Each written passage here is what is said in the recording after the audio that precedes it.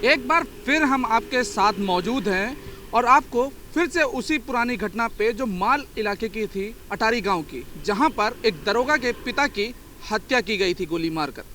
उसी मामले पर एक बार फिर हम आपको याद दिलाएंगे कि आखिर जिस तरीके से गोली मारकर हत्या हुई, पुलिस उसको पहले आकाशीय बिजली बताई और उसमें जो आरोपियों की गिरफ्तारी की बात की जाए उसमें भी काफ़ी गोलमोल किया गया।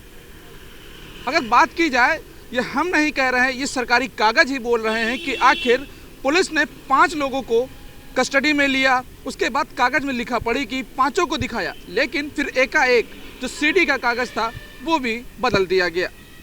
बहरहाल इस मामले में अभी कई कुछ कड़ियां हैं जो सामने नहीं आई हैं, लेकिन अगर बात की जाए घटना की, तो घटना से पहले जो बात की जाए, जो अटारी गांव है, जो माल इलाका, वहां के एक राजा कहलाते हैं बलबीर, उनका मैनेजर दुर्गेश पांडे पर जो आरोप है कि उसने घटना होने से पहले ही सचेत किया था कि आखिर ये घटना हो सकती है, लेकिन घटना के बाद भी जब उसने यही बात कही तो ग्रामीणों के बीच में ये बात कहना एक बड़ा सवाल खड़ा होता है। उसके बाद भी पुलिस इसमें कोई एक्शन नहीं लेती है और न ही दुर्गेश पांडे से अभी तक पूछताछ हुई। बहरहाल इस मामले में जो बहोरी और बाबूलाल को छोड़ने का आरोप है, इसमें भी पुलिस जो कह रही है कि अभी तक उनके खिलाफ कोई भी एविडेंस नहीं मिला, लेकिन सरकारी कागज़ कुछ और ही बयां करते हैं। हम आपको सरकारी कागज़ों की भी पूरी लिस्ट दिखाएंगे कि आखिर सरकारी कागज़ों में किस तरीके से हेरफेर भी किया गया है, क्योंकि रात में दाखिल किया गया, फिर सुबह वो कागज़ से गायब कैसे हो गया। सरकारी कागज पर देखिए पहला पन्ना, जिसमें साफ तौर पर लिखा हुआ है मुकदमे की घटना में कैलाश, बहोरी, बाबूलाल, वीरेंद्र और हिमांशु का नाम घटना में प्रकाश में आया है। साथ ही अब तक की विवेचना में धारा 34/120 बी के अपराध का होना पाया जाता है, अतः मुकदमे में धारा 34/120 बी की बढ़ोतरी की जाती है। दूसरा पन्ना यानी कि सीडी नंबर 44, पर्चा नंबर 42, दिनांक 28/3/2022, जिसमें साफ तौर पर लिखा हुआ है कि मुकदमे की घटना में अभियुक्त कैलाश, बहोरी, वीरेंद्र, बाबूलाल और हिमांशु के नाम प्रकाश में आए हैं, जिनका नाम प्रकाश में आने के बाद मुकदमे में धारा 34/120 की बढ़ोतरी का तस्करा थाने पर प्रचलित रजिस्टर में बहवाले रपट संख्या 5 समय 1:29 पर अंकित किया गया है।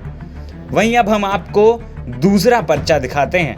यानी कि सीडी नंबर 46 और पर्चा नंबर वही दोहराया हुआ 42, दिनांक 28/3/2022, जिसमें लिखा गया है कि मुकदमे में अब तक की तमामी विवेचना व संकलित किए गए साक्ष्यों से मुकदमे की घटना में वीरेंद्र, कैलाश और हिमांशु के नाम प्रकाश में आए हैं। साथ ही मुकदमे की घटना में धारा 34/120 बी के अपराध का होना पाया गया है, अतः मुकदमे में धारा 34/120 की बढ़ोतरी की जाती है।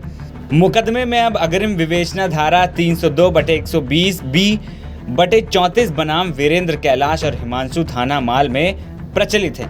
दोनों कागज देखने के बाद आप अंदाजा लगा सकते हैं कि किस तरह से आरोपियों को बचाया गया है। पुलिस कहती है कि आरोपियों के खिलाफ साक्ष्य नहीं मिले, जबकि सरकारी कागज बता रहे हैं कि साक्ष्य मिले लेकिन वो दबा दिए गए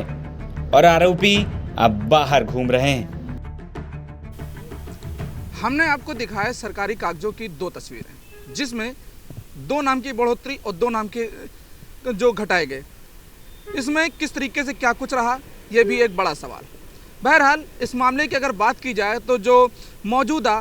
थाने के एसओ हैं उनकी भी जांच चल रही है। जो ये पूरी घटना है, घटना की फाइल अब क्राइम ब्रांच के पास है, क्राइम ब्रांच इसकी तफ्तीश कर रही है। लेकिन अब बात यहाँ पे आके रुकती है कि आखिर जो दरोगा है और दरोगा का परिवार, उसको इस मामले में न्याय मिल पाता है या फिर ये फाइल इसी तरह घूमती रहेगी। देखना ये होगा कि जो परिवार है वो अधिकारियों के चक्कर काट रहा है, फिर चाहे आईजी हों या एडीजी हों या फिर ग्रामीण एसपी हों, लेकिन न्याय की आस उसको नहीं मिल रही है। अब देखना ये होगा कि जिस तरीके से अधिकारियों के पास दौड़ भाग हो रही है, उस दौड़ भाग के बाद जो पीड़ित है वो न्याय पा पाता है या फिर ये फाइल इसी तरह धूल खाती रह जाएगी।